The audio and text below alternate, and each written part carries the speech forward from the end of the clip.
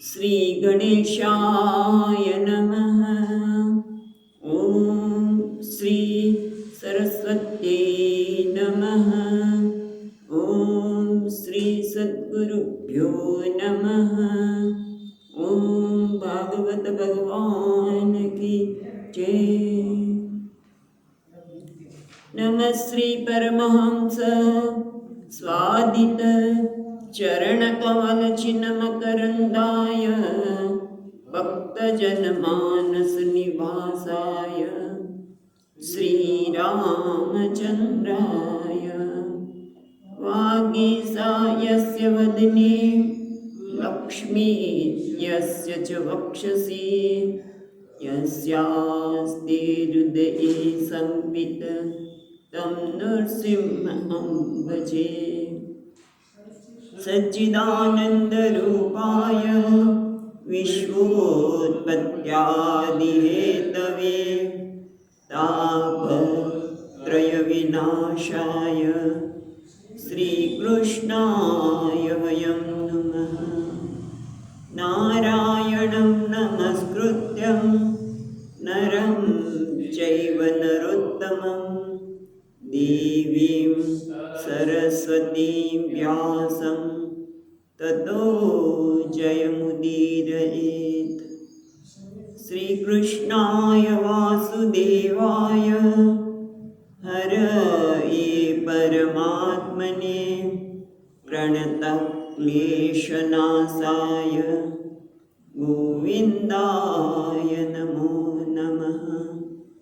यं प्रवचन्तमनुपेत्य अपेतकृत्यं द्वैपायनो विहरकातर आजुहाव पुत्रेति तन्मयतया तरवोऽभिनेन्दुः तं सर्वभूतहृदयं मुनिमानतोऽस्मि। जन्माद्यस्य यतोऽन्वयादितरतः चार्थेष्वभिघ्नस्वराट् तेने ब्रह्महृदाय आदिकवये मुह्यन्ति सूरयः। तेजो वारिमृदां यथा विनिमयो यत्र त्रिसर्गो मृषा ताम्नां स्वेन सदा हस्तकुहकं सत्यं परं धीमहि। नमो भगवते तुभ्यं वासुदेवाय धीमहि प्रद्युम्नाय निरुद्धाय नमः संकर्षणाय च।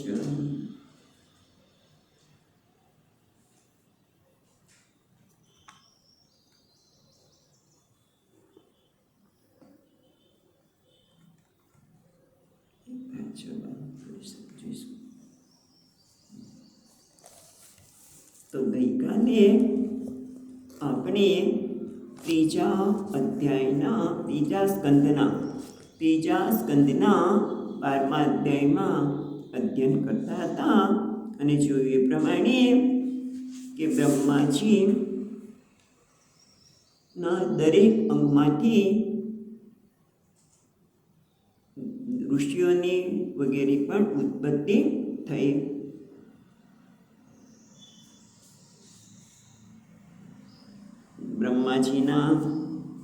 બ્રહ્માજીએ પહેલા 10 મરીચી, અત્રિ, અંગિરા, પુલસ્ય, પુલહ, ભૃગુ, વશિષ્ઠ અને દક્ષ અને નારદજી, એટલે એની કેવી રીતે ઉત્પત્તિ થઈ એ પણ વાત કરી. 10ની પછી જુદા અંગમાંથી કેવી રીતે ઉત્પત્તિ થઈ એ આપણે જોયું. અને પછી આપણે એ જોતા હતા કે 28મા શ્લોકમાં કે વાચ દુહિતરમ તન્વી સ્વયં ભૂ હરતિમ મનઃ, એમની જે પુત્રી છે વાચ્ય સરસ્વતી તત્વાણી, એ દીકરી બહુ સુંદર છે, બધાના મનને હરી લેનારી છે. પણ એ કેવી છે? અકામ. પણ એમને એમનામાં કામના થઈ, એમનામાં ઈચ્છા થઈ. એ કઈ હતી? એ આપણે કાલે વિસ્તારથી જોયું કે સામાન્ય તેમની એના માટે કામના એટલે સામાન્ય ભોગની ઈચ્છા, એવી વાત કરે છે. પણ આ એવું નથી. અહીંયા આપણે ગઈકાલે જોયું એ પ્રમાણે કે જે વાણી છે લૌકિક, અને એમાં પણ એકમાં પદ્યાત્મક છે, બીજું ગદ્યાત્મક છે. ગદ્યાત્મકમાં થોડુંક એમ કહે ને, વસ્તુને જુદી રીતે બતાવવામાં આવે, એનું સૌંદર્યની વાત આવે વગેરે. અને એ માટે એના પુત્રો ના પડે છે કે તમારે આ બધી સૌંદર્ય વગેરેની વાત કરવાની આપણે આવશ્યકતા નથી. એને લખના તો કેટલા બધા છે, એટલે આપ એ ન કરો તો સારું. અને એટલે એમણે પિતાજીને સમજાવ્યા. કોણે? ખાસ તો અંગીરાએ મુખ્ય. અને પછી એમણે પ્રાર્થના કરી દેવતાઓને, પરમાત્માને. એટલે એમને થયું કે હા, મારી આ વાત મારા પુત્રો જે કહે છે એ પ્રજાપતિના મનમાં ઉગ્યું. ભગવાનની પ્રાર્થનાથી પ્રજાપતિના મનમાં ઉગ્યું કે ના, આ છોકરાઓ કહે છે બરોબર છે. એટલે પોતાની જે કામના હતી એનો ત્યાગ કર્યો. એટલે કે ભાવનાથી પોતે લજ્જિત થયા અને ભાવનાનો ત્યાગ કર્યો. અને જે આજે ધુમ્મસ અથવા તો અંધારું જે કહે છે એ એમની કામનાનું રૂપ છે. ધુમ્મસ, ઝાકળ વગેરે એ રૂપ ધારણ કર્યું. અને ત્યાર પછી બ્રહ્માજી પાછા વિચાર કરવા લાગ્યા કે હવે કેવી રીતે સર્જન કરવું. અને એ ધ્યાન કરતા હતા ત્યારે સર્જનહાર બ્રહ્માજીના મુખમાંથી 4 વેદ પ્રગટ થયા. કેટલાક એવું માને છે કે આ 4 વેદ બધા કલ્પમાં પ્રગટ થતા નથી, પરંતુ જ્યારે ભગવત ઈચ્છા થાય ત્યારે જ તે કલ્પમાં બ્રહ્માજીના મુખમાંથી વેદો પ્રગટ થાય છે. અને પછી આપણે એ પણ જોયું કે વેદ તો બરાબર છે, પણ યજ્ઞના 4 હોતા, ઉદ્ગાતા, અધ્વર્યુ અને બ્રહ્મા. પછી કર્મનો વિસ્તાર, પછી ન્યાયશાસ્ત્ર, ધર્મના 4 ચરણો, આ બધું જ. અને 4 આશ્રમો અને 4 વર્ણ, 4 વર્ણની જીવિકા, આ બધું બ્રહ્માજીમાંથી ઉત્પન્ન થયું. જ્યારે આ રીતે કહેવામાં આવ્યું ત્યારે હવે 36મા શ્લોકમાં જે ગઈકાલે આપણે જોયો હતો, વાંચ્યો હતો, 36મો શ્લોક ફરી વાંચીને આપણે આગળ જઈએ. બરાબર? વિદુર ઉવાચ સ વૈ વિશ્વસૃજોમીશો વેદાદીન મુખતો સૃજત યદ્યત્એનાસૃજત દેવઃ તન્મે બ્રૂહિ તપોધન. એટલે હે તપોધન, તપ જેનું ધન છે તે તપોધન. એટલે કે હે મૈત્રેય મુનિ, સવૈ વિશ્વ સૃજો નહીં પણ સૃજામીશ, એટલે સૃજામ ઈશ, જે વિશ્વના રચના કરનાર, જે ઈશ્વર સમર્થ છે, ઈશ્વર સમર્થ સ્વામી. વેદાદીન મુખતો સૃજત, વેદ વગેરેને મુખમાંથી સર્જન કર્યા. એ શું છે? યદ્યત એના સૃજત દેવ, જે એના દ્વારા સર્જન થયું, દેવ તન્મે બ્રૂહિ તપોધન, તે તમે મને કહો. હવે મૈત્રેય મુનિ જે 4 વેદ છે અને જે કાંઈ સર્જન થયું છે એની વાત કરે છે. તો 37મા શ્લોકમાં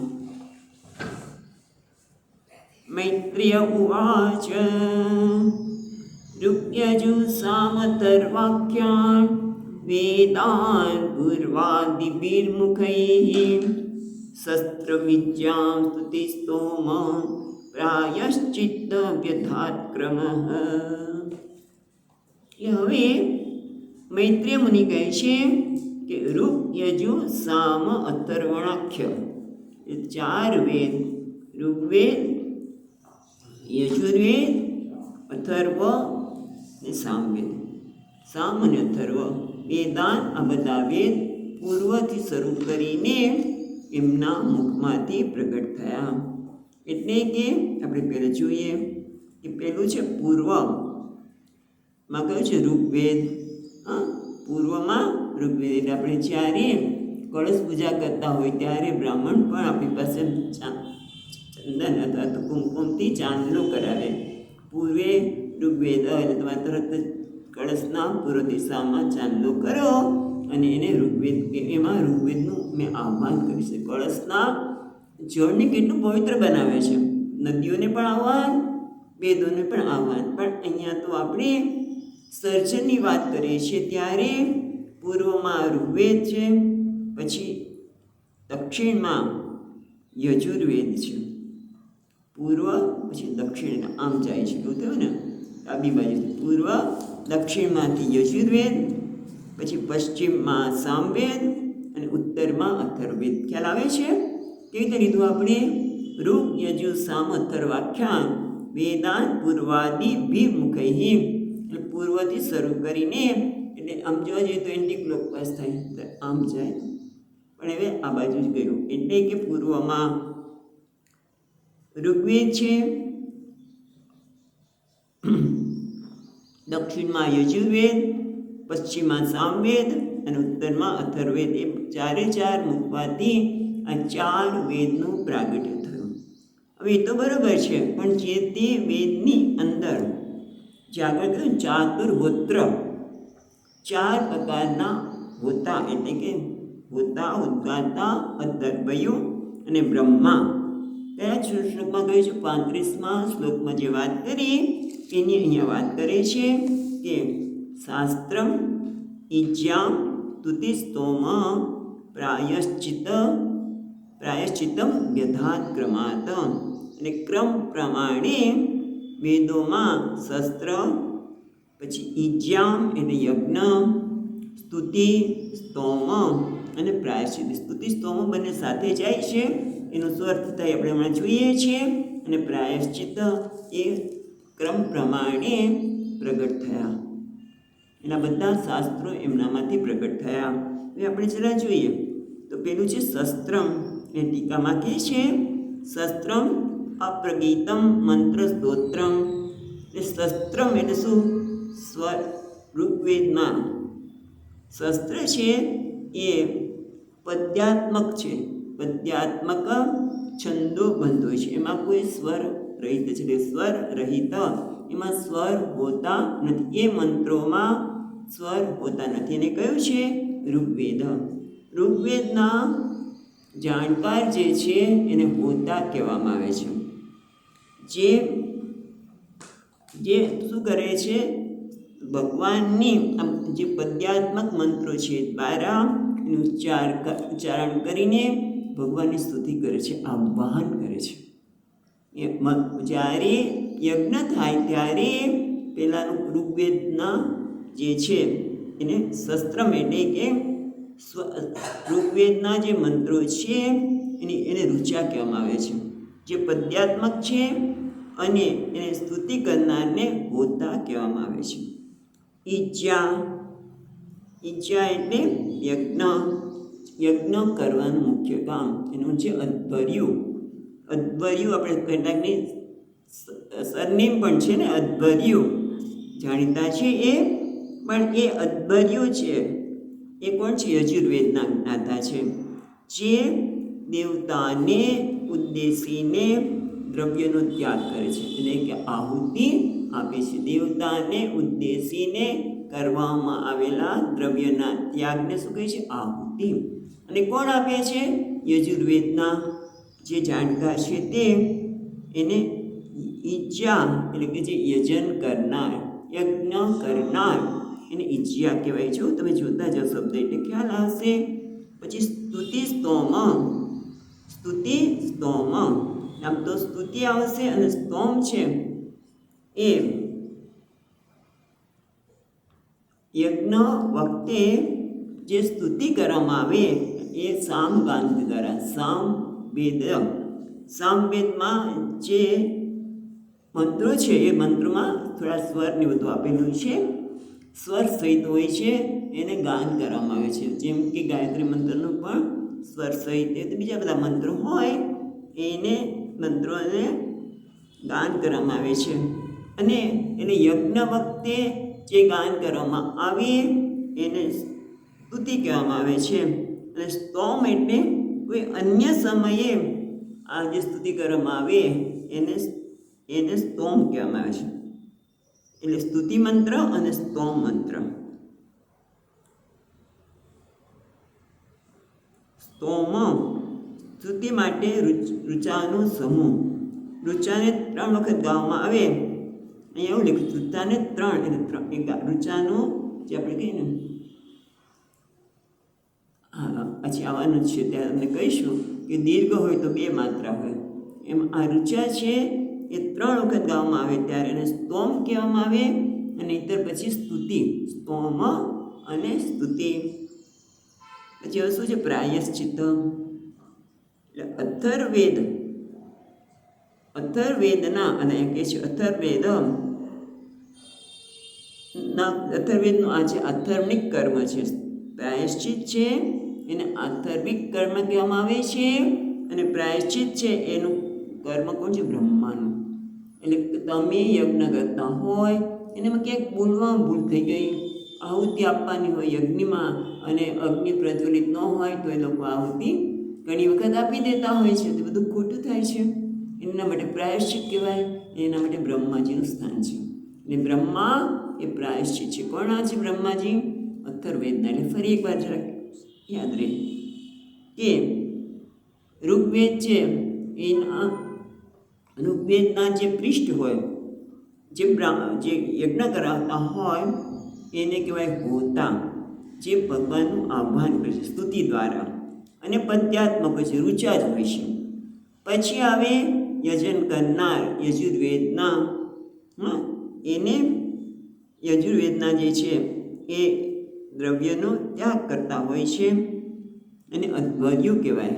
યજુર્વેદના અધ્વર્યુ જે દ્રવ્યનો ત્યાગ કરે છે, આહુતિ આપે છે તે. અને સામવેદના છે ગાન કરે છે અને સ્તોમ કહેવામાં આવે અને સ્તુતિ પણ. અને પ્રાયશ્ચિત્ત એ બ્રહ્મા. એ સામવેદના છે એને ઉદ્ગાતા કહેવાય. એ શબ્દ આપણે જોવા નહીં ગયો કે સામવેદના જે ગાન કરે છે એને ઉદ્ગાતા કહેવામાં છે. એની વચ્ચે યજ્ઞ થાય ત્યારે ભગવાનને સંગીત પણ પ્રદાન કરવામાં આવે છે. અને ઉદ્ગાતા જે સામવેદના મંત્રોને ગાનના રૂપમાં બહુ સુંદર કહેવાય છે.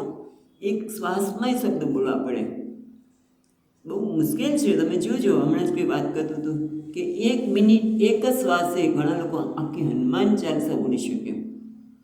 એમાં વેદના જ્યારે મંત્ર બોલાય ત્યારે સ્વ તૂટવો ન જોઈએ, એટલે શ્વાસ તમારો ભંગ ન થવો જોઈએ. એ પણ બહુ એટલે તમે વિચાર કરો કે આવો મંત્રો બોલાય ને એ તમારા શરીરમાં બધું જ આપી દે. જેમ ગાંધર્વ વિદ્યા છે એમાં તમે પ્રાણાયામ ન કરો પણ જે ગાઓ ને ત્યારે તમારે બધું થઈ જાય. શ્વાસની રૂકાવટ થાય, લંબાવવો પડે વગેરે વગેરે. એમાં અહીંયા પણ વેદના મંત્ર બોલો એ તમે જો એની મોં ઉપરની આભા જુદી હોય વેદના મંત્રોની. અને પછી છે પ્રાયશ્ચિતના બ્રહ્મા. હવે આ વેદની વાત કરી, હવે ઉપવેદની વાત કરે છે 38મા શ્લોકમાં.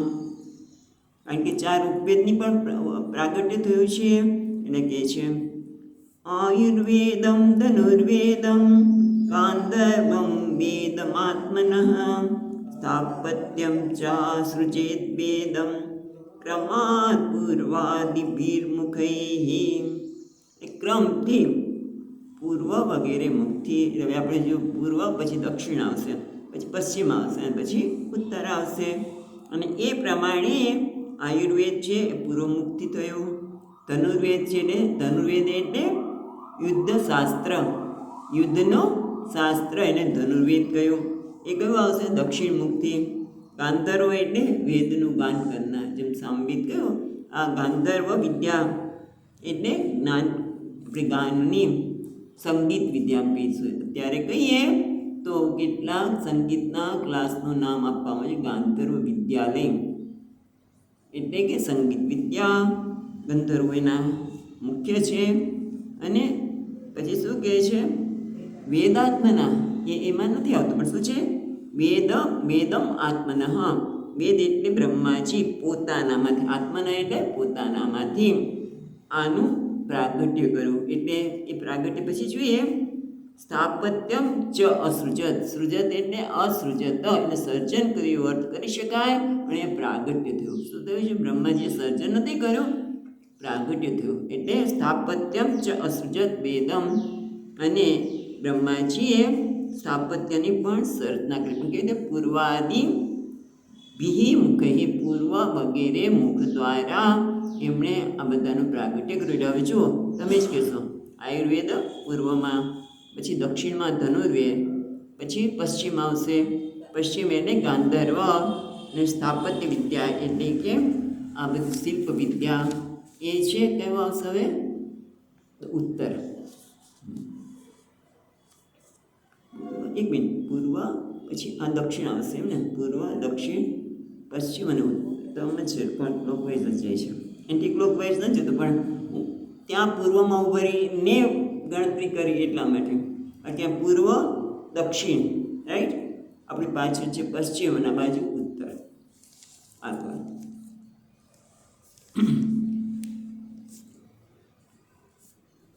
ઇતિહાસ પુરાણાની પંચમ વેદમીશ્વરઃ સર્વેભ્ય એવ ભક્તેભ્ય સસૃજે સર્વદર્શન. એટલે પેલા આપણે જોઈએ ઇતિહાસ પુરાણાની પંચમ વેદ, પાંચમો વેદ. ચાર વેદ તો થયા, ઋગ, યજુર, સામ અને અથર્વ. પણ આ પાંચમો વેદ છે. કયો છે? ઇતિહાસ પુરાણાની. ઇતિહાસ અને પુરાણ છે એ પાંચમો વેદ છે. ઈશ્વર એટલે જે સર્વસમર્થ છે, ઈશ્વર છે ભગવાન. સર્વદર્શન, જેને બધાનું દર્શન છે. એમણે સર્વેભ્ય એવ ભક્તેભ્ય, બધા જ મુખમાંથી આ એકની આમ તો ઇતિહાસ અને પુરાણનું સર્જન કરવામાં આવ્યું. એટલે ઇતિહાસ પુરાણાની છે ઉભયાત્મકમ પંચમ વેદ. ઇતિહાસ અને પુરાણ બંને થઈને પાંચમો વેદ છે એવું કહેવામાં આવે છે. હવે ઇતિહાસ એટલે શું? ઇતિહાસ એટલે ઇતિહાસ. તમે જો છૂટું પાડો, ઇતિહાસ, ઇતિહાસ. ઇતિ આ રીતે, હ એટલે ખરેખર બનેલું, આસ એટલે ઇતિહાસ. એટલે આમ એક મિનિટ પહેલાં તો એ જોઈએ, ઇતિહાસ એટલે આ રીતે બનેલું. પણ અહીંયા કહે છે કે બ્રહ્માજીએ ચારે વર્ણને અને ચારે આશ્રમના લોકોને બધાને ઉપયોગી થાય એના માટે આ પાંચમા વેદની ઇતિહાસ અને પુરાણની રચના કરી. ઇતિહાસ એટલે આપણે કહ્યું કે સમાજ સાથે સંબંધિત, સમાજની સાથે સંબંધિત માનવ જીવન, એની ભૂતકાળમાં જે કંઈ ઘટના ઘટી ગઈ છે, ભૂતકાળમાં જે નિરૂપણ છે, વિશ્લેષણ અત્યારે થતું હોય એમ વર્તમાનમાં માનવીના જીવન સાથે ઘનિષ્ઠ સંબંધ. ભૂતકાળમાં જે કંઈ ઘટના ઘટી ગઈ છે એને વર્તમાનમાં રહેલા મનુષ્યને ઘનિષ્ઠ સંબંધ છે. એટલે કે ઇતિહાસમાં ક્યારેક રાજકારણની વાત આવે, ઇતિહાસ જે છે એમાં ક્યારેક રાજકારણની વાત આવે, ક્યારેક સામાજિક વાતો આવે, ક્યારેક ધાર્મિક વાતો આવે, ક્યારેક નૈતિક વાતો આવે, ક્યારેક આદર્શની વાત આવે. જેમ કે અત્યારે આપણે ઇતિહાસ લખાય છે, અને ઇતિહાસ ઇન્દિરા ગાંધીએ કે જે લખ્યો ઇતિહાસ અને એને દાટી દીધો, ક્યાંક મૂક્યો છે. પણ તમે જો ઇતિહાસ જે લખાણો તો બાયધી વે વાત કરી છે, પણ તમે જો ઔરંગઝેબના આ અને બધા સુધારા, શેરશાહના કેવું આવતું હતું ઇતિહાસમાં. આપણે જ્યારે ઇતિહાસ ભણતા હતા ત્યારે આવા એના સુધારા, ઔરંગઝેબે આમ કર્યું, પહેલાં આમ કર્યું. પણ ક્યાંય આજે પેપરમાં વાંચ્યું ત્યારે ખબર પડી કે હા કેટલા 100 વર્ષ આપણા ઉપર રાજ કર્યું, એનો કોઈ ઇતિહાસ જ નથી. 100 વર્ષ બ્રિટિશે રાજ કર્યું, ઓલા લોકોએ કેટલો જુલમ કર્યો, એ કશું જ ઇતિહાસમાં નથી. અને એ 100 વર્ષમાં તમે જો કતલેઆમ કરી છે, આપણે તો વાંચી ન શકીએ. કેટલા નિર્દોષ લોકોને ભેગા કરીને એણે મારી નાખ્યા છે, એ ઇતિહાસમાં નથી. એટલે આપણે ખબર પડે કે આપણી આઝાદી કોઈ સામાન્ય વસ્તુ નથી, 25મી કે 15મી આપણે 26મી જાન્યુઆરી એમ કે 15મી ઓગસ્ટ ખાલી સલામ કરી દઈએ ધ્વજવંદનને, સારું છે, આપણે એને આદર આપીએ છીએ ધ્વજવંદનને. પણ એ ધ્વજવંદન ફરકાવતી વખતે કેટલા લોકોનું બલિદાન અંદર રહ્યું છે એવું ઇતિહાસમાં આપ્યું જ નથી. આપણા કોઈ છોકરાઓને અત્યારે જે ઇતિહાસ ભણાવતા હશે તો એમાં પણ નથી, મને ખ્યાલ છે ત્યાં સુધી. આ ઇતિહાસ એટલે કે જે ઘટના ઘટી ગઈ છે એ વર્તમાન જે સાથે સંબંધિત છે. જેમ આપણા માટે જ વાત કરીએ કે આઝાદી મળી પહેલાં જે કંઈ ઘટના ઘટી ગઈ એને વર્તમાન સાથે સંબંધ છે જ. કયો સંબંધ છે કે મને જે મળી છે એ કોઈ સામાન્ય વસ્તુ નથી મળી, એના માટે કેટલા બધા લોકો કુરબાન થયા છે, પોતાનું જીવન ગુમાવ્યું છે. અને અત્યારની જે કંઈ ઘટના ઘટતી હશે એનું પણ લખાશે કે ભાઈ કારગિલનું યુદ્ધ થયું ત્યારે શું થયું વગેરે વગેરે. એટલે અહીં એક તો યુદ્ધની વાત કરી, એમ રાજકારણ હોય, ધાર્મિકતા હોય, પછી કીધું ને નૈતિક વસ્તુની અંદર છણાવટ કરી હોય, પછી જેમ કે આપણે મહાભારતને પણ ઇતિહાસ જ કહેવામાં છે. રામાયણ અને મહાભારત આપણા ઇતિહાસના વલણમાં આવે છે કે જે આપણને આદર્શ બતાવે અને કેવું કેવું આપણે ખોટા નિર્ણય લઈએ તો કેવું ઘટના ઘટી શકે એ બધું જ આપણને જાણવા મળે. એટલે ઇતિહાસ અને પુરાણ, ઇતિહાસ એટલે જે ઘટના ઘટી ગઈ છે એને ઇતિહાસ કહેવાય. અને પુરાણ એટલે શું? પુરાણ એટલે જે કહેવાય ને ઘટી ગયેલું છે. પુરાણમ ભૂતકાળમાં, પુરાણમાં શું વાત છે? પુરાણમાં ઋષિઓ અને રાજાના વૃત્તાંત હોય છે. એટલું જ નહીં, આપણા કેટલા પુરાણ છે? 18. એટલું તો ખબર હોય છે. કોણે રચ્યા છે? છેલ્લે વેદવ્યાસજીએ 18 પુરાણ રચયિતા, જેમાં જુદા જુદા દેવતા અને દેવોને કેન્દ્રમાં રાખીને એની પૂજા વગેરે બતાવી હોય, પાપ અને પુણ્ય, ધર્મ અને અધર્મ, કર્મ અને અકર્મ, એ બધાની પુરાણમાં વાર્તાના રૂપમાં કહેવામાં આવ્યું. એટલે પ્રાચીન પુરાણ એટલે પ્રાચીન મનુષ્ય, જે પ્રાચીન મનુષ્ય જે થઈ ગયા ધર્મ પ્રમાણે, નીતિ પ્રમાણે કેવું જીવન જીવતા હતા. ધર્મ કોને કહેવાય? ધર્મ કોને કહેવાય?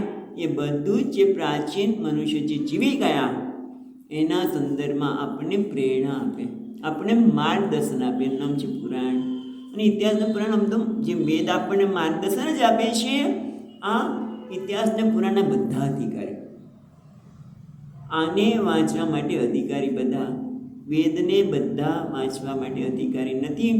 પણ એ વખતે મને કહેવાનું ગમે છે કે આજે બહેનો પણ વેદના મંત્રોનું ઉચ્ચારણ કરી શકે છે, જે પહેલાં નહોતું.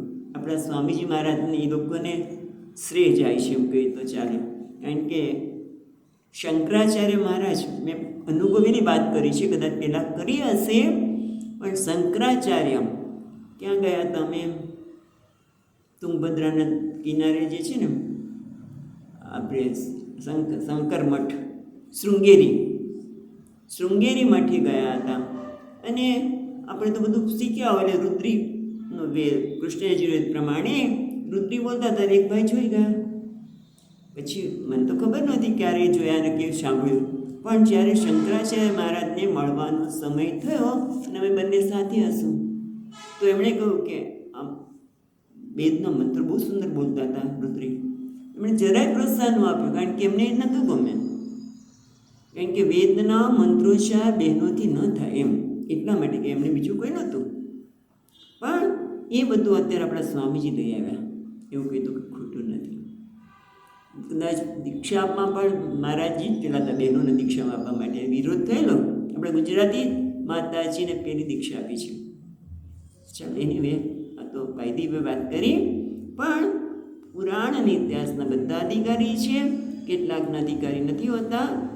એમાં પણ હવે આપણે જોઈએ છીએ કે પરિવર્તન આવી ગયું થઈ ગયું. હવે આગળ કહે છે, હવે કર્મતંત્ર, કર્મને આધારે જે પ્રાગટ્ય થયું એની વાત કરે છે. એક મિનિટ, કદાચ આમાં લખવું પડ્યું છે.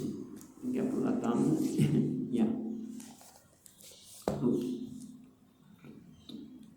તો 40મો શ્લોક ષોડશયુક્તૌ પૂર્વવક્ત્રા પુરુષનિષ્ઠુતા તપથ આપ્તર્યૌ યામિત માતિરાતૌ ચ વાજપેયમ સગોષવમ.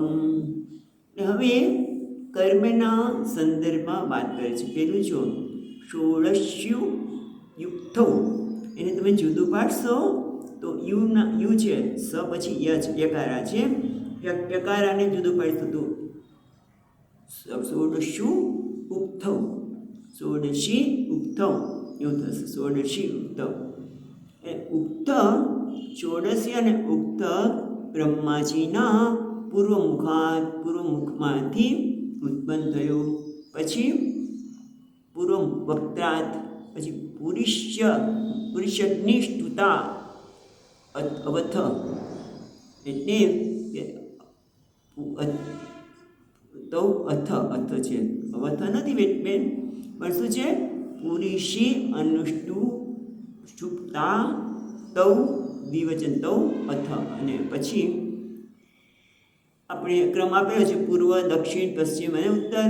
એટલે આપણે ગોળ હવે શોધી લેવાનું. એટલે પહેલાં ષોડશને ઉક્ત છે એ પૂર્વમુખમાંથી, પુરુષી અને અનુષ્ઠુત એટલે અગ્નિષ્ઠોમ એ છે દક્ષિણ મુખમાંથી. પછી આપતોર યામાતી રાતો છે ને, આપતૌ યામ અતિરાત્રૌ. અને વાજપેય અને સગોસ્વમ. એટલે હવે આપણે પછી જોઈએ, કારણ કે થોડા અર્થ સમજવા જેવા છે. આપતોર્યામ અને અતિરાત્ર. આપતોર્યામ માં છે ને, એમાંથી આપતોર્યામ અને અતિરાત્રો. હવે આ યજ્ઞના સંદર્ભ થોડીક માહિતી આપણે લઈશું. આપણે કંઈ યજ્ઞ કરવાના નથી, પણ છતાં આ બધા જાણવા જેવા ખરા. ષોડશી અને ઉક્ત આ બંને યજ્ઞો છે એ બધા માટે, બધી જાતિના લોકો કરી શકે. અને આ યજ્ઞ અનિવાર્ય છે એવું કહે છે. યજ્ઞના ક્રમ પ્રમાણે પેલા ઉક્ત આવે, પછી ષોડશી આવે.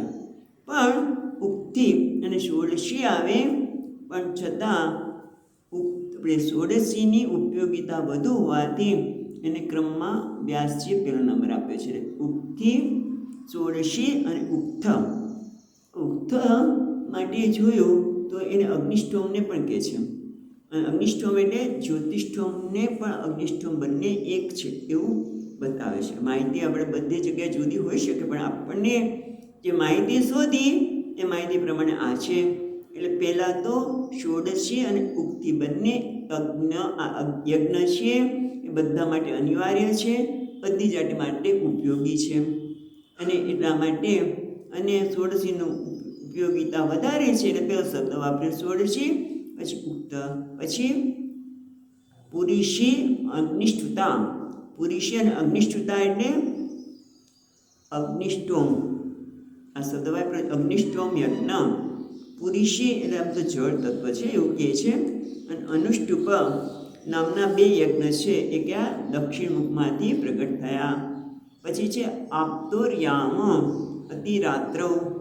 અતિરાત્ર એ અમાસ વખતે, અમાસ અને પૂર્ણિમા બંને વખતે અતિરાત્ર યજ્ઞ કરવામાં આવે છે સ્પેશિયલ. એટલે આ કયો છે આપતોર્યામ અને અતિરાત્ર બંને યજ્ઞ ક્યાંથી થયા? પશ્ચિમ મુખમાંથી પ્રગટ થયા. અને વાજપેય સગોસ્વમ. હવે વાજપેય અને સગોસ્વમ એટલે ગોસવ એટલે ગાયોની ઉત્કર્ષ, આપણે ગાયોનું ઉત્કર્ષ થાય, એનું રક્ષણ થાય, એના માટે ગોસવ યાગ કરવામાં આવે છે. અને બીજો છે વાજપેય. આ શબ્દ જાણીતો લાગે છે, કઠોપનિષદમાં આવે છે ને, ઉસન હવૈ વાજપેય સર્વવેદસમ દદો તસ્ય નચિકેતા નામ પુત્ર આસ. પેલો જ મંત્ર છે કઠોપનિષદમાં. ત્યાં સુધી વાજપેય એટલે એવું કહેવાય છે વાજપેયી, તમે જો બાજપેયી પછી થયું બાજપેયી આપણે નામ થઈ ગયું. પણ બાજ એટલે અન્ન, અન્નને પેય અથવા તો અન્નનું જે દાન આપે છે એ પણ વાજપેય છે.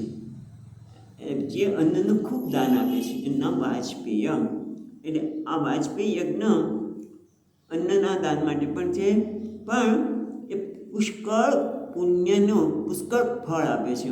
અને એટલા માટે આપણે જે કઠોપનિષદમાં વાજપેયી એમના પિતાજી છે, આમ તો ગૌતમી આરુણી એવું પણ તમે આગળ નામ સાંભળશો, પણ એમને એટલું બધું કર્યું છે વાજપેયી અન્નદાન કે એના આખું ગોત્રમાં વાજપેય જેમ ડૉક્ટર. હવે એ વ્યક્તિ ડૉક્ટર ન હોય પણ એમની સરનેમ ડૉક્ટર બની જાય, કારણ કે એમના કુટુંબમાં કોઈ ડૉક્ટર વધારે બન્યા હોય માટે. એમ આમ વાજપેય જે અન્નનું ખૂબ દાન આપે છે. અને એ વાજપેય અહીંયા તો યજ્ઞ છે. વાજપેયી યજ્ઞ એ પુષ્કળ ફળ આપે છે. એટલા માટે એ યજ્ઞનું નામ કીધું. અને ગોસવ એટલે ગાયની ઉત્ક્રાંતિ માટે કરવામાં આવતા યજ્ઞને ગોસવ કહેવામાં આવે છે. એ ક્યાંથી ઉત્પન્ન થયો? ઉત્તરમાંથી. ગોસવ ઉત્તરમાંથી, વાજપેય પશ્ચિમમાં, અને ષોડશી યુક્ત પૂર્વમાંથી, અને પુરુષી અને અગ્નિષ્ઠોમાં દક્ષિણમાંથી. હવે આગળ કહે છે વિદ્યાદાનમ તપસત્યમ ધર્મસ્યેતિ પદાનિ ચ આશ્રમાશ્ચ યથા સંખ્યમ અસૃજત સવૃત્તિભિઃ. સવૃત્તિભિઃ એટલે હવે કહે છે વિદ્યા એટલે કે જ્ઞાન. નહીં પવિત્રમ જ્ઞાન જ્ઞાનેન પવિત્ર. ભગવદ્ ગીતામાં કહ્યું જ્ઞાન જેવું કોઈ પવિત્ર નથી. ન જ્ઞાને ન સદૃશ્યમ પવિત્રમ યહ. અહીંયા જ્ઞાન જેવું કોઈ પવિત્ર નથી. એટલે વિદ્યા એટલે જ્ઞાન, અને એનો અર્થ અહીંયા ટીકામાં કર્યો છે વિદ્યા એટલે શૌચમ પવિત્રતા. ઈશ્વરના જ્ઞાનથી જીવનમાં પવિત્રતા આવે છે એવું યાજ્ઞવલ્ક્ય શ્રુતિમાં પણ કહ્યું છે. ક્ષેત્રજ્ઞસ્ય ઈશ્વરસ્ય જ્ઞાનાત વિશુદ્ધિ પરમામતા. એવું યાજ્ઞવલ્ક્ય શ્રુતિમાં કહે છે કે ક્ષેત્રજ્ઞ એટલે પરમાત્માના ઈશ્વરના જ્ઞાનથી જીવનના પરમ શુદ્ધિ થાય છે. અંતઃકરણ પરમ શુદ્ધ થાય છે. એટલે વિદ્યાનો અર્થ શૌચ કર્યો.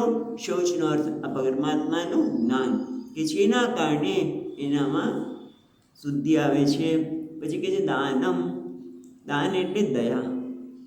દાનનો અર્થ આપવું આમ તો થાય, પણ અહીંયા દયા અર્થ કર્યો છે એ લોકો ટીકાકારે. એનો અર્થ દાનમ ઇતિ દયા. દયા એટલે પ્રાણી પર દયા કરીશું તો અભયદાન. સૌથી વધારે શ્રેષ્ઠ દાન હોય આમ તો અન્નદાન પહેલાં મુખ્ય છે, કારણ કે કોઈની ભૂખ તમે સંતોષો છો, અથવા તો તમે જ્યારે અન્નદાન આપો છો ત્યારે કોઈની ભૂખ સંતોષો છો એ માનો છો, અથવા તો અહમ વૈશ્વાનરો ભૂત્વા પ્રાણીનામ દેહમાશ્રિતઃ. એટલે ભગવાનને જ તમે જમાડો છો, કોઈને તમે જમાડો છો, અન્નદાન કરો છો ત્યારે એ ભગવાનને જમાડો છો. ભિક્ષુકને આપણે અન્નદાન કરીએ, ભિખારીને નહીં. પણ એ બેવો ભાવ છે કે હું ભગવાનને જમાડું છું. એટલે આપણે વાત કરતા હતા કે અન્નદાન એ શ્રેષ્ઠ દાન છે. પછી ભૂમિદાન, સુવર્ણદાન વગેરે, પણ શ્રેષ્ઠમાં શ્રેષ્ઠ દાન કયું છે? અભયદાન. કોઈને અભય આપવું, એના જેવું મોટું પુણ્ય કોઈ નથી કે ભાઈ મારાથી કોઈએ બીવું નથી. આમ તો સંન્યાસ લે છે ત્યારે અભયદાન આપે છે કે મારાથી કોઈએ બીવાની જરૂર નથી. ઇન્દ્ર તમારે પણ નહીં. હું તપ કરું તો તમે એમ ન માનતા કે મારે તમારું ઇન્દ્રાસન લેવું છે. એનું નામ અભયદાન. એ કોઈએ મારાથી બીવાની આવશ્યકતા જ નથી વ્યવહારમાં પણ. તો પછી તમારે જાણવાનું કે કેવી રીતે અભયદાન આપવું, કારણ કે એનો દુરુપયોગ પણ થઈ શકે ગૃહસ્થાશ્રમમાં. પણ દાનનો અર્થ એમને અભયદાન કર્યું છે કે અભયદાન જેવું કોઈ દાન નથી. ભૂત અભય પ્રદાનસ્ય કલામ નાહર્તિ ષોડશી. એ પુણ્યના 16મા ભાગ પ્રાણી માત્રને અભયદાન આપવું એ કોઈ પણ પુણ્યનો એ સૌથી શ્રેષ્ઠ છે, એટલે કે જે પુણ્યનો 16 ભાગ પણ કોઈ ધર્મમાં નથી, એવું પહેલા સ્કંદમાં પણ ભગવાન કહી ગયા. અને હવે કહે છે તપઃ શૌચમ દયા સત્યમ ઇતિ પાદા કૃતે કૃતાઃ. અને આપણે ભાગવતના પહેલા સ્કંદમાં કહ્યું કે 4 ચરણો છે. અહીંયા ત્યાં ભાગવતના તપઃ, શૌચમ, દયા અને સત્યમ, અને એ જ વસ્તુ અહીંયા કરી. શું કીધું? વિદ્યાનો અર્થ કર્યો. શૌચમ, દાનમ એ દયા, તપઃ અને સત્યમ. આગળ કયા કીધા? તપ, શૌચમ, દયા અને સત્યમ. અને અહીંયા કયા કહે છે? જો વિદ્યા, દાનમ, તપ, શૌચમ જરાક જુદા પડે છે, એટલે ટીકાકારે એનો અર્થ આવો કર્યો. વિદ્યા એટલે શૌચ, દાનમ એટલે શું કીધું? દાનમ એટલે દયા, અને તપ અને સત્યમ તો પેલા આગળ 4 ચરણમાં છે જ. એટલે આ 4 ચરણની વાત કરી કે જે ધર્મ સિદ્ધિ પદાની છે. આ બધા 4 પગ ધર્મના છે, જેને વૃષભના 4 પગ કયા હતા ને આગળ. પછી કહે છે આશ્રમાશ્ચ યથા સંખ્યમ અસૃજત સહવૃત્તિભિ. અને આશ્રમ એટલે બ્રહ્મચર્ય વગેરે આશ્રમ અને એની વૃત્તિ એટલે આજીવિકા. વૃત્તિ એટલે આજીવિકા. એમ દરેક આશ્રમ અને આશ્રમની આજીવિકા, એને કયા પ્રકારના કર્મો કરવા જોઈએ. એટલે કયા છે આશ્રમ? છે 4 આશ્રમ: બ્રહ્મચર્ય, વાનપ્રસ્થ અને. તો એની વાત અહીંયા કરે છે. જો એક પછી એક આશ્રમની. સાવિત્રમ પ્રાજાપત્યમ ચ બ્રહ્મં ચાથ બૃહત તથા વાર્તા સંયસાલીન ચિલોચ્છન ઇતિ વૈગૃહે. એટલે અહીંયા 2ની વાત કરી, બ્રહ્મચારીની અને વૈગૃહે એટલે ગૃહસ્થ આશ્રમના લોકોની.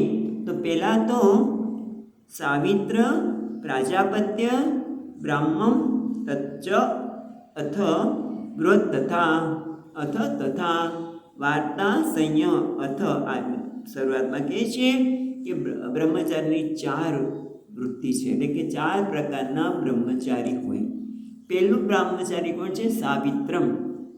એટલે જ્યારે બાળકને ઉપનયન સંસ્કાર આપવામાં આવે, એટલે 3 દિવસનો કંઈક કાર્યક્રમ હોય, તો એ 3 દિવસ સુધી ગાયત્રીનો ઉપદેશ થાય ત્યાં સુધી આ 3 રાત્રિનું બ્રહ્મચર્ય હોય છે. કદાચ બાળકને નીચે પણ સુવડાવતા હશે અને જે કંઈક મંત્રોચ્ચાર વગેરે કહેતા હશે, પણ એ વખતે જે બ્રહ્મચર્ય છે એને સાવિત્ર કહે છે. પછી છે પ્રાજાપત્ય. પ્રાજાપત્ય એટલે 1 વર્ષ વ્રતનું આચરણ કરીએ એટલે 1 વર્ષ સુધી બ્રહ્મચર્યનું જે પાલન કરવામાં આવે છે એને પ્રાજાપત્ય કહે છે. અને બ્રાહ્મમ એટલે જ્યારે એને ઉપનયન સંસ્કાર કર્યા પછી એ વેદાભ્યાસ માટે જાય છે. જ્યાં સુધી વેદાભ્યાસ પૂરો નહીં થાય ત્યાં સુધી એ બ્રહ્મચર્યનું પણ બીજી બધાનું પાલન કરે છે, પણ સાથે સાથે બ્રહ્મચર્યનું પણ પાલન કરે છે. એને કહેવામાં આવે છે બ્રાહ્મમ. અને ચોથું કયું? બૃહદ એટલે કયું? નૈષ્ટિક બ્રહ્મચારી. એ જન્મથી માંડીને જીવે ત્યાં સુધી જે બ્રહ્મચર્યનું પાલન કરે છે એને નૈષ્ટિક બ્રહ્મચારી કહેવામાં છે. બહુ અઘરી વસ્તુ છે. આ નૈષ્ટિક બ્રહ્મચારીની વાત કરી. હવે 4 પ્રકારના ગૃહસ્થની વાત કરે છે. ગૃહસ્થ આશ્રમની 4 જીવિકા: વાર્તા, સંચય, શાલીન અને શિરોચ્છ. હવે વાર્તા એટલે કૃષિ વગેરે વેપાર. વાર્તા એટલે કૃષિ વગેરે ખેતીવાડી, વ્યાપાર કરવો, ગાયોનું પાલન કરવું, વ્યાજ વેટાનો ધંધો કરવો, આ બધું વાર્તામાં આવી છે. એટલે વૈશ્ય આમ તો જોવા જઈએ તો વૈશ્ય લોકો આ રીતે કરતા હોય છે. એટલે વાર્તા એટલે અનિષિદ્ધ કૃષ્યાદિ વૃત્તિ. એટલે વાર્તા એટલે આજીવિકા, જેમાં ઘણી બધી વાર્તામાં આજીવિકાના સાધનો છે. કોઈ ખેતી કરે, કોઈ વ્યાપાર કરે, જે ખેતી દ્વારા આવેલું છે એને બી લોકો સુધી પહોંચાડવાનું, પછી ગાયોનું કરે કે વ્યાજ વેટાનું કરે, એ બધા વાર્તામાં આવે. પછી સંચય, સંચય એટલે યાજન, યાજન એટલે અધ્યાપન. આ કોની વૃત્તિ છે? બ્રાહ્મણની, જે બીજાને અધ્યાપન કરાવે અને પોતે પણ એનું કરે. અને એના દ્વારા જે કંઈ બ્રહ્મચારી આપે, જે એની પાસે આવે અધ્યયન કરવાવાળા, એ જે કંઈ આપે એનાથી સંતોષ માનીને પોતાનું આજીવન ચલાવતો. અને આમ તો રાજા પણ એ લોકોને બરસાસન પર બાંધી આપતા, અથવા તો બ્રહ્મચારી જે આપે, બ્રહ્મચારી તો શું આપવાના હતા? કેટલા વર્ષ રહ્યા પછી કદાચ ફૂલ પણ આપે, સ્વીકારે છે. એને કહેવાય છે યાજન. સંચય એટલે યાજન. પછી છે શાલીન. ગૃહસ્થાશ્રમમાં પણ આવું છે, અયાચક વૃત્તિથી જીવવું, માગવાનું નહીં, આવી જાય તો લઈ લેવાનું. એટલે કદાચ બ્રાહ્મણ માટે જ હશે કે જે અયાચક, બ્રાહ્મણ ભણાવે ખરા પણ કોઈ પાસે માગવાનું નહીં, અયાચક વૃત્તિથી. અને બીજું છે શિલોંછન. શિલોંછન એટલે બેરાયેલા હોય ને, એટલે ખેતી થઈ ગઈ, ઘઉં વગેરેનો પાક લેવાઈ ગયો હોય કે જોઈ ગયો અનાજનો પાક લેવાઈ ગયો હોય, પછી જે ભૂમિ પર કેટલા દાણા પડ્યા હોય એ દાણા વીણી લેવા અને એ પોતે આખું વર્ષ ચલાવે. એવું પણ આપણે સાંભળ્યું છે. હા, એવું તો સાંભળ્યું છે કે ભાઈ દાણા ગાયને ખવડાવે ને દાણા નીકળે પછી એમાંથી રોટી બનાવતા અને ગાયત્રીનું અનુષ્ઠાન કરે વગેરે. પણ અહીંયા તો 4 પ્રકારની વાત કરે છે કે જે ગૃહસ્થ આશ્રમમાં કોઈક પોતાનો વેપાર ચલાવવા માટે પરિશ્રમ કરે છે, ખેતી વગેરેનો. બીજો છે એ અધ્યાપન કરાવે છે. ત્રીજી વ્યક્તિ છે અને શાલીન એટલે અયાચક વૃત્તિથી જીવવું, માગવું નહીં. અને ચોથી વ્યક્તિ છે ગૃહસ્થાશ્રમમાં એ પોતે જે નીચે પડી ગયેલું અનાજ છે એને ખાય છે. સમાસની આપણે વાત નથી કરતા, અહીંયા વાત ટીકાકારે કરી છે. પણ આમ આ જીવિકામાં જુદા જુદા ભેદ થાય છે. એટલે કે ઘરમાં રહેલા ગૃહસ્થો માટે છે એવો અર્થ થાય કે છે ને ઇતિ વૈ ગૃહે, એટલે આ ઘરમાં રહેનારા ગૃહસ્થ માટે આ છે. હવે કોણ બાકી રહ્યું? વાનપ્રસ્થ અને સંન્યાસી. તો એ પણ કહે છે 43મા શ્લોકમાં, વૈખાનસા વાલ્ખિલ્યૌ દુંબરા ફેનાવને ન્યાસે કુટિચક પૂર્વમ બહવદો હંસ નિષ્ક્રિયૌ. હવે આમ તો વૈખાનસા બ્રહ્માજીનું ઉપરથી આ નામ પડેલું છે, પણ વૈખાનસા એટલે ખેડ્યા વગર. આ પહેલાં જોઈ લઈએ કે પહેલું છે કોના માટે છે? વૈખાનસા વાલ્ખિલ્યો ઉંબરા ફેના મને. મને કહ્યું છે એટલે વનમાં રહેનાર, એટલે કોણ? વાનપ્રસ્થી. વાનપ્રસ્થી જે બધું છોડીને હવે વનમાં જાય છે. ક્યારે? 50 પછી. 25 બ્રહ્મચારી, 1 થી 25 વર્ષ બ્રહ્મચારી, પછી 25 પછીનાથી ગૃહસ્થાશ્રમ અને પછી વાનપ્રસ્થ આશ્રમ. અત્યારે વન બદલે સિમેન્ટ. સ્વામીજી કે વન તો રહ્યા નથી. કયા વન છે? સિમેન્ટના, સિમેન્ટ કોન્ક્રીટના વન થઈ ગયા છે.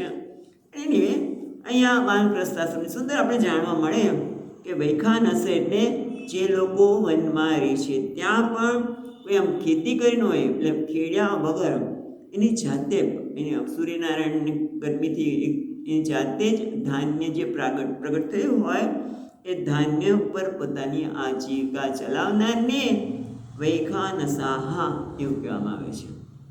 પછી શું છે? વાલખિલ્યા. વાલખિલ્યા એટલે નવું અનાજ પાકે ત્યારે તેનું જે સંગ્રહ કરેલું હોય ને જૂનું એ આપી દે. એ અન્નનો જે ત્યાગ કરે એવા કરનારા હોય એ નવું અન્ન પ્રાપ્ત થતાં જ પહેલાંનો સંગ્રહ કરેલો અન્નનો ત્યાગ કરે એને વાલખિલ્યા કહેવામાં આવે છે. પછી ઔદંબરા. વાલખિલ્યા ઔદંબરાહા. ઔદંબરા એટલે કેવું સુંદર છે કે ભગવાન એને જે રીતે બતાવે એમ.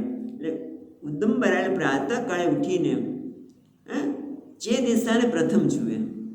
એટલે કદાચ આમ તો ઉઠીને તો આપણે સૂર્યનારાયણ દર્શન કરી ગમે તે, પણ જે દિશાના પ્રથમ દર્શન કરે એ દિશામાં એ જાય અને ત્યાં થી જે ફળ હોય એને લઈ આવીને પોતાનું જીવન જીવે. એટલે એ નક્કી નહીં કરતો. એનો અર્થ એવો થાય ને કે વાનપ્રસ્થ આશ્રમમાં ઉઠે ત્યારે જે દિશામાં જોવે એ દિશામાં જઈને જે ફળ હોય લાવીને પોતાની આજીવિકા ચલાવે, અને બાકીના સમયમાં આ બધા શું કરે છે? હરિચિંતન, ભગવાનનું ચિંતન કરવા માટે આ જીવન જીવી રહ્યા છે. ખાલી ટાઈમ પસાર કરવા માટે નહીં, કે ભાઈ ઘરમાં ભારે પડે છે માટે વનમાં ગયા, એવું પણ નહીં, પણ હરિચિંતન કરવા માટે, નામ સ્મરણ જપ વગેરે કરવા માટે આ જીવન જીવી રહ્યા છે. અને હવે કયા છે? ફેનપા. ફેનપા એટલે પોતાની મેળે, પોતાની જાતે જે ફળ પડ્યું, ફેનપા એ પોતાની જાતે જે ફળ પડી ગયા હોય એને વીણીને જમવું. બસ ફળ જ ખાવા, પણ કેવા ફળ? જાતે પડેલા. અને ઓલા ઔદુંબરા છે એ તો જે દિશામાં મુખ થાય દિશામાં જઈને ફળ લઈ આવે. પછી ઝાડ ઉપરથી પણ લાવે, પણ આ તો ઝાડ ઉપરથી નહીં, જે નીચે પડ્યા છે એ દે છે. એટલે 4 પ્રકારના વાનપ્રસ્થના લોકોની આજીવિકા કઈ. કોઈ વળી ખેડ્યા વગરનું પાકેલું અન્ન લે, કોઈ આપણે આ બાલકીલિયા છે એ નવું અન્ન આવે ત્યાં જૂનું અન્નનો ત્યાગ કરે. કેટલા વાનપ્રસ્થમાં આવું થાય, ગ્રહસ્થમાં તમે જૂનું રાખી મૂકો, હા એવું કરીને, પણ આ લોકો તરત જ વાનપ્રસ્થવાળા મૂકી દે છે. હવે આપે છે 4 પ્રકારના સંન્યાસી. એટલે કે જે ન્યાસે, ન્યાસે એટલે જેને ત્યાગ કર્યો છે, એટલે કે સંન્યાસી. ન્યાસે શબ્દ વાપર્યો છે, પણ સંન્યાસી કયા છે? કુટીચકે, પૂર્વમ, બૌદ્ધકમ, હંસ, નિષ્ક્રિયો. આપણે કંઈક જોઈએ તો પહેલાં કહે છે કુટીચકી.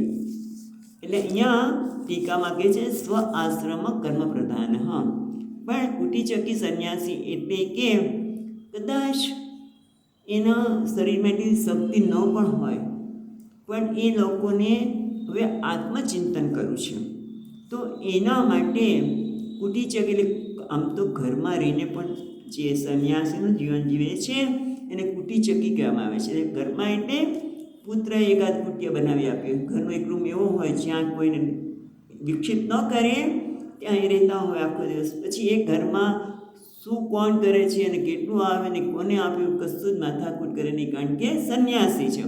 પણ પુત્રએ જ એને કુટિયા બનાવી આપ્યું, એક રૂમ આપ્યો હોય, પર્ણકુટી બાંધી આપી હોય, અને પુત્ર જ એને ભિક્ષા આપતો હોય. બીજી ક્યાંય ભિક્ષા લેવા જવાનું નહીં.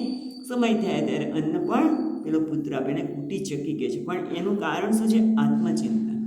બીજું કંઈ માટે નથી સંન્યાસી બન્યા, પણ આત્મચિંતન માટે એ કુટીચકી સંન્યાસી કહેવાય. પછી કહે છે કુટીચકી પૂર્વમ, પહેલાં કુટીચકી, પછી બહોદકો. બહોદક એટલે આ સંન્યાસી કર્મને ગૌણ ગણે છે અને જ્ઞાનને મુખ્ય ગણે છે. એટલે આમ તો બહોદકો અહીંયા ટીકામાં આવું આપ્યું છે કે કર્મને ગૌણ ગણે છે અને જ્ઞાનને મુખ્ય ગણે છે. પણ બહોદક એટલે જે બહોદક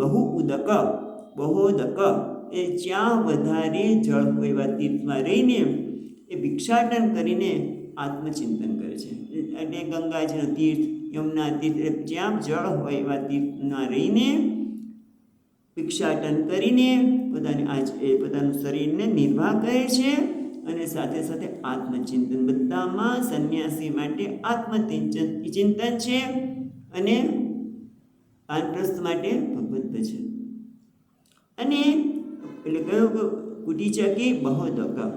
હવે ત્રીજું કયું આવે છે તો કે હંસ.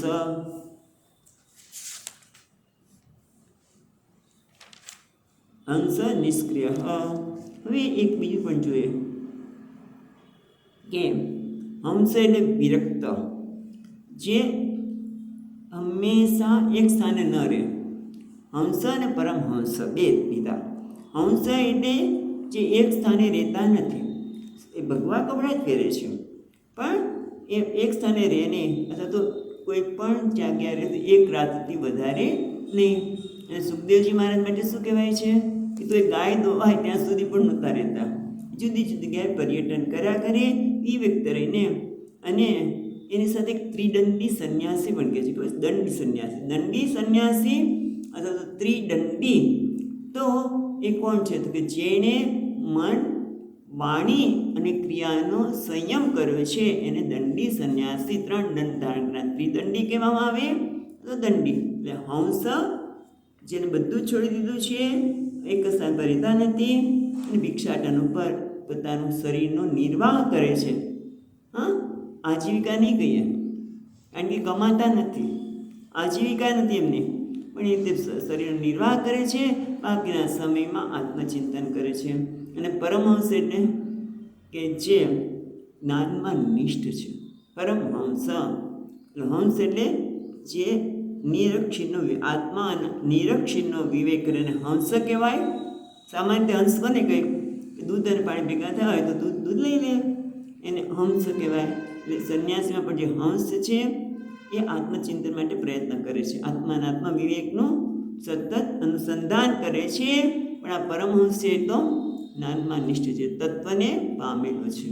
એને પછી કો વિધિ કો નિષેધ. ત્યાં શંકરાચાર્ય મહારાજ કહે છે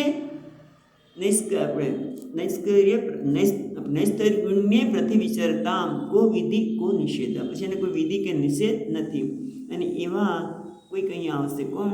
ભાગવતમાં ઋષભદેવ અને ભરતજી પણ, કે જે જ્ઞાનને પામેલા છે. હવે આપણે એક જોઈ લઈએ, પણ મોટું છે, જોઈએ.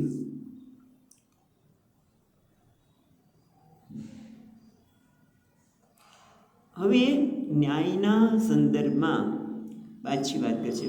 દરેક મુખમાંથી આ બધા એમના મુખમાંથી બધા શાસ્ત્રો પ્રગટ થયા.